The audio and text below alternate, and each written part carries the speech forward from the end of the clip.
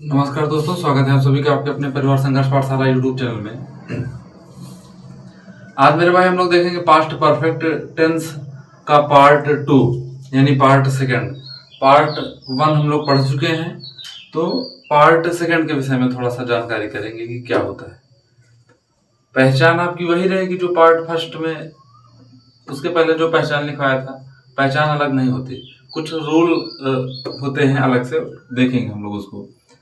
Part second यानी जो part 2 है वो होगा कैसे, आपको थोड़ा सा मैं समझा दे रहा हूँ। उसमें एक सेंटेंस दिया रहेगा और उस सेंटेंस में दो काम होते हुए दिखाई देंगे आपको। वो जो सेंटेंस दिया रहेगा उसमें दो तरीके के काम होते हुए दिखाई देंगे और पहले और बाद शब्द का यूज किया जाएगा।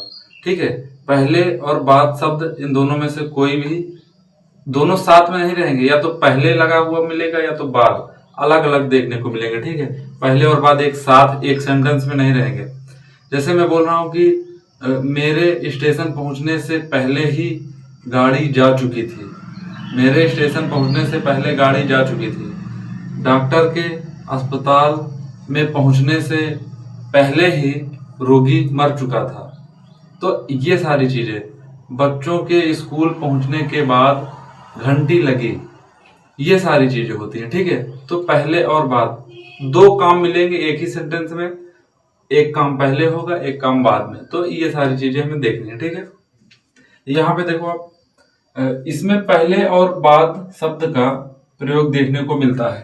ठीक है, इस प्रकार का जो पार्ट 2 होगा यानी पास्ट परफेक्ट टेंस में जो दूसरा प्रकार होता है उसमें आपको पहले और बाद शब्द देखने को मिलेगा। दूसरी चीज, ये बिल्कुल नोट करके क्लियर तरीके से याद रखना, इसमें आपको दो तरीके का कार्य देखने को मिलेगा। एक कार्य पहले समाप्त होगा, दूसरा बाद में।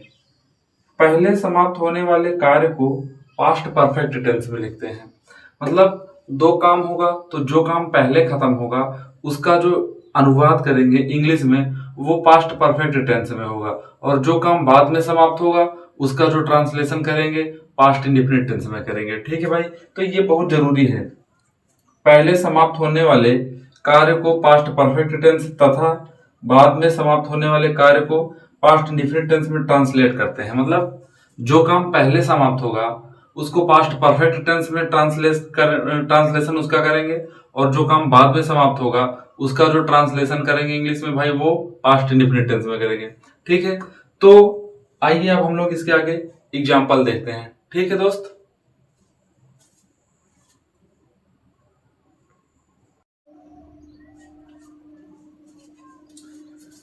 चलो बच्चों मेरी ध्यान से बात सुनो आप लोग।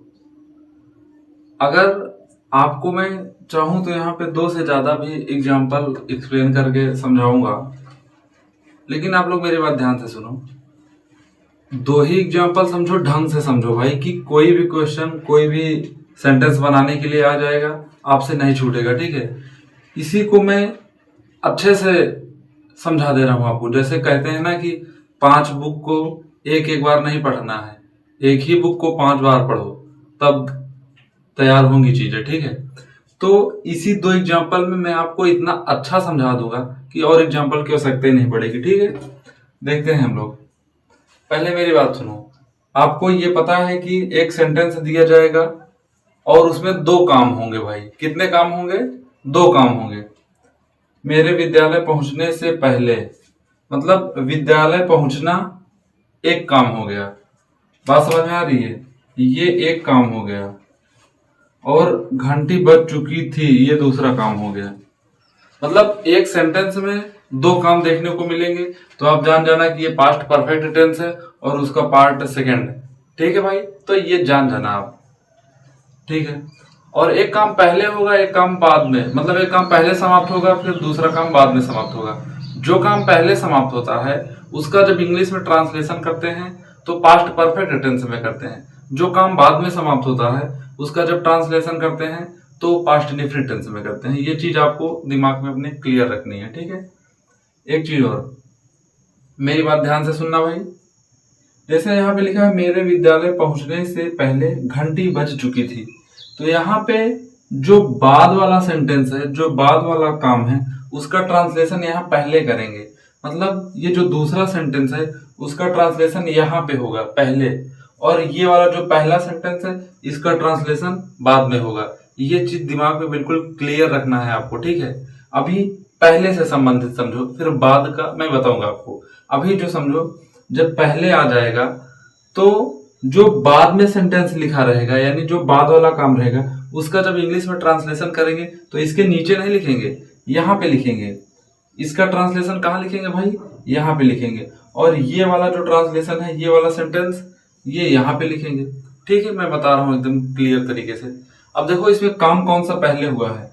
मेरे विद्यालय पहुंचने से पहले घंटी बज चुकी थी, मतलब मैं विद्यालय पहुंच नहीं पाया था, पहले ही घंटी बज चुकी थी। मेरे विद्यालय पहुंचने से पहले, यानी मैं इस घर से निकला, विद्यालय जा रहा हूँ, विद्यालय पहुंच भी नहीं पाया, घंटी बज गई। यानी पहले जो काम हुआ है वो घंटी बजने का हुआ है। पहले काम कौन सा हुआ है? घंटी बजने का। तो पहला ये काम हुआ है, ठीक है भाई, और ये वाला काम बाद में। तो घंटी बजना, इसका पहले ट्रांसलेशन करेंगे, यानी ये काम पहले हो रहा है और ये काम बाद में। तो ये यहाँ पे आपको मैं सेंटेंस समझाया था, ठीक है, कि ये पहला सेंटेंस है, ये दूसरा सेंटेंस है। तो जो काम पहले हो रहा है उसका ट्रांसलेशन पास्ट परफेक्ट टेंस में होता है, और ये पहले लिखेंगे, यहाँ पे लिखेंगे, ठीक है। ये चीज ध्यान देना है। तो पहले घंटी बज चुकी थी, पहले इसका ट्रांसलेशन करेंगे। The bell had ring rang rung होता है। पहले है तो बिफोर लिखेंगे, बिफोर मेरे विद्यालय पहुंचने से पहले। मतलब अब जो वाक्य है, जो काम बाद में हो रहा है, उसको पास्ट इंडेफिनिट टेंस में बनाएंगे। Before I reached, before I reached school. ये हुआ इसका फुल ट्रांसलेशन भाई। अब मेरी बात ध्यान से सुनो, देखो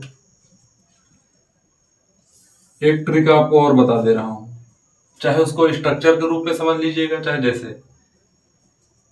बिफोर आ गया, यानी पहले से रिलेटेड सेंटेंस आ गया, तो जो काम पहले होगा, जो काम पहले समाप्त होगा, जो काम पहले खत्म हो जाएगा, उसका जब ट्रांसलेशन करेंगे तो यहाँ पे लिखेंगे, पहले लिखेंगे, और पास्ट परफेक्ट टेंस में लिखेंगे। और जो काम बाद में समाप्त होगा उसको बिफोर के बाद लिखेंगे और पास्ट इंडेफिनिट टेंस में लिखेंगे। दूसरी चीज, बिफोर के बाद वाला जो टेंस होगा पास्ट इंडेफिनिट टेंस में होगा, बिफोर के पहले वाला जो सेंटेंस होगा पास्ट परफेक्ट टेंस में होगा। ठीक है भाई, मेरी बात ध्यान से सुनो आप लोग। कहने का मतलब कि जो काम पहले समाप्त होगा, जो काम पहले समाप्त होगा, उसका जो ट्रांसलेशन करेंगे इंग्लिश में तो पास्ट परफेक्ट टेंस में करेंगे। ठीक है भाई, पास्ट परफेक्ट टेंस में। जो काम बाद में समाप्त होगा उसका ट्रांसलेशन पास्ट इंडेफिनिट टेंस में करेंगे। और पहले अगर आया है पहले, तो ये जो बाद वाला सेंटेंस है उसका यहाँ पे आगे ट्रांसलेशन लिखेंगे, और इसका ये वाला ट्रांसलेशन इसका बाद में लिखेंगे, और यहाँ पे बिफोर लगा देंगे बीच में। अब दूसरा सेंटेंस हम लोग देखते हैं। मेरे स्टेशन पहुंचने से पहले रेलगाड़ी छूट चुकी थी, मतलब मैं घर से निकला, स्टेशन पहुंच भी नहीं पाया कि रेलगाड़ी छूट गई, मतलब निकल गई। ठीक है, तो इसमें जो काम हो रहा है पहले ये वाला काम हो रहा है, रेलगाड़ी छूट चुकी थी। तो बनाएंगे इसका ट्रांसलेशन,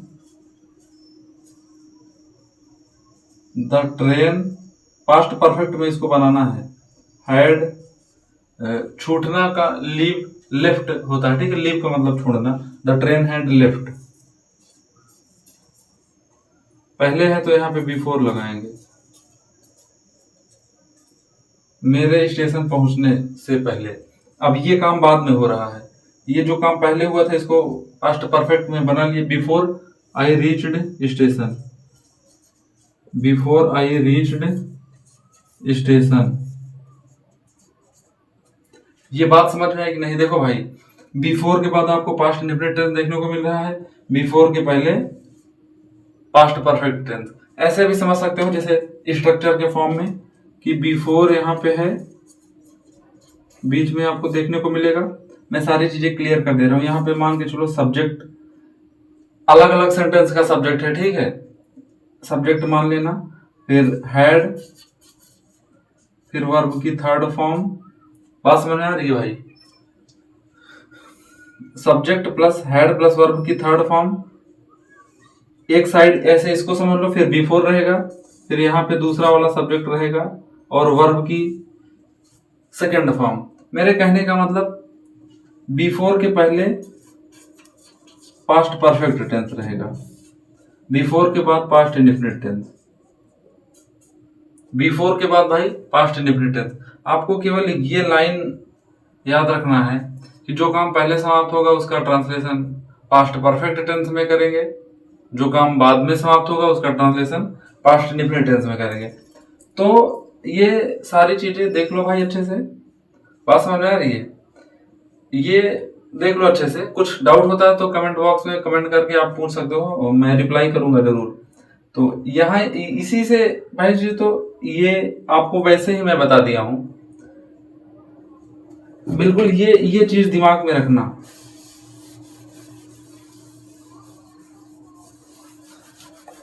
ये दिमाग में रखना कि बिफोर के बाद ये सब्जेक्ट ऑब्जेक्ट भूल जाना नहीं, इसमें कंफ्यूजन होगी आपको। बिफोर के बाद पास्ट इंडेफिनिट टेंस रहेगा और बिफोर के पहले पास्ट परफेक्ट टेंस, ये याद रखना बहुत जरूरी है भाई। अब मैं बाद वाला सेंटेंस आपको समझाता हूं, ठीक है? एक दो सेंटेंस बाद से रिलेटेड बता देता हूं।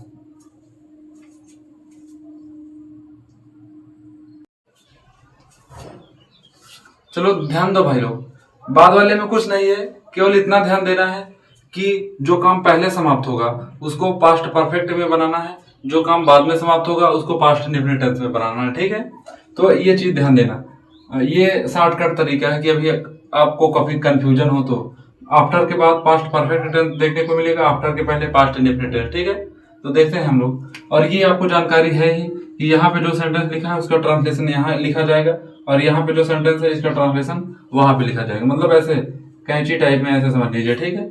ये होता है आफ्टर और बिफोर वाले में। चलो ट्रांसलेशन करने की बात कर रहा हूँ। यहाँ पे जो लिखा है इसका ट्रांसलेशन यहाँ लिखा जाएगा, यहाँ पे जो लिखा है इसका ट्रांसलेशन वहां, ऐसे एग्जैक्ट नीचे उसका ट्रांसलेशन नहीं लिखते हैं भाई। अब देखेंगे, सबसे जो काम पहले होगा उसको पास्ट परफेक्ट में बनाएंगे, जो काम पहले होगा उसको पास्ट परफेक्ट में बनाएंगे। मेरे घर पहुंचने के बाद, मतलब पहले मैं घर पहुंच रहा हूं, घर पहुंचने के बाद मम्मी ने भोजन पकाया था, मतलब पहले मैं घर पहुंचा था, उसके बाद मम्मी ने भोजन पकाया था। तो ये काम पहले हो रहा है और ये काम बाद में, तो इसका ट्रांसलेशन हमें यहाँ लिखना है। तो लिखेंगे मम्मी ने भोजन पकाया था।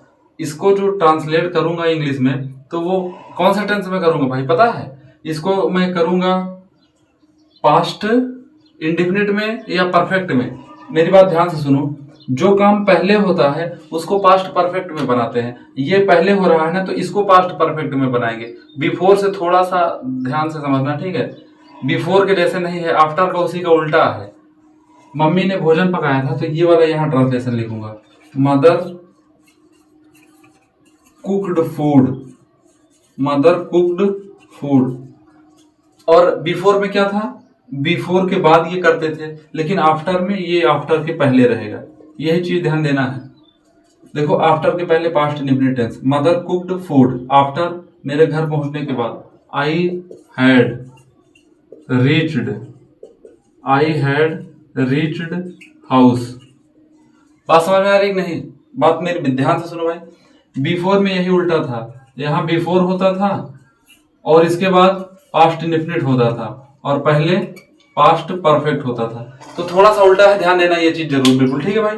Mother cooked food after I had reached house, ये कॉन्सेप्ट दिमाग में बिल्कुल रहना चाहिए कि जो काम पहले होगा उसका ट्रांसलेशन पास्ट परफेक्ट में करेंगे, जो काम बाद में होगा उसका ट्रांसलेशन पास्ट इंडेफिनिट में करेंगे। दूसरी चीज, यहाँ पे जो लिखा है यहाँ ट्रांसलेशन करके लिखेंगे, यहाँ पे जो लिखा है वो बाद में ट्रांसलेशन करके लिखेंगे, ये दो कॉन्सेप्ट पकड़ के चलना है। राम के विद्यालय पहुंचने के बाद विद्यार्थी घर गए थे, मतलब पहले राम विद्यालय पहुंच गया, उसके बाद विद्यार्थी घर जा रहे हैं। बात समझ आ रही है? राम के विद्यालय पहुंचने के बाद विद्यार्थी घर गए थे, तो इसका ट्रांसलेशन पहले करेंगे, द स्टूडेंट्स वेंट होम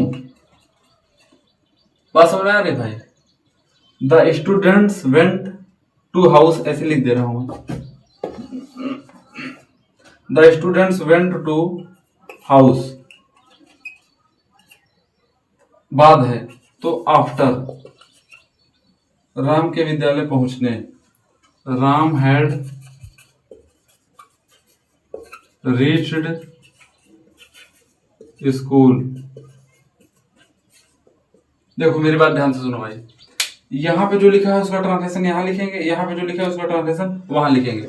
अब देखो इसमें से काम कौन सा पहले हुआ है, इसमें काम जो पहले हुआ है राम के विद्यालय पहुंचने के बाद, देखो ये पास्ट परफेक्ट में है कि नहीं। जो काम पहले होगा वो पास्ट परफेक्ट में होगा, चाहे आफ्टर है चाहे बिफोर, और ये काम पास्ट इंडेफिनिट टेंस में रहेगा। पहले और बाद में दो प्रकार के सेंटेंस देखने को मिलेंगे, एक पास्ट इंडेफिनिट में बना रहेगा, एक पास्ट परफेक्ट में। ठीक है भाई, जो काम पहले समाप्त होगा पास्ट परफेक्ट में रहेगा, जो काम बाद में समाप्त रहेगा पास्ट इंडेफिनिट में। मेरे भाई ये सारी चीजें आप लोग ध्यान से देख लीजिएगा। आपको कुछ प्रॉब्लम होता है तो आप कमेंट बॉक्स में कमेंट करके हमसे पूछ सकते हैं। ठीक है दोस्त, तो पूरा वीडियो देख लीजिए। आप लोगों को कुछ भी डाउट होता है तो कमेंट करना। ठीक है दोस्त, जय हिंद।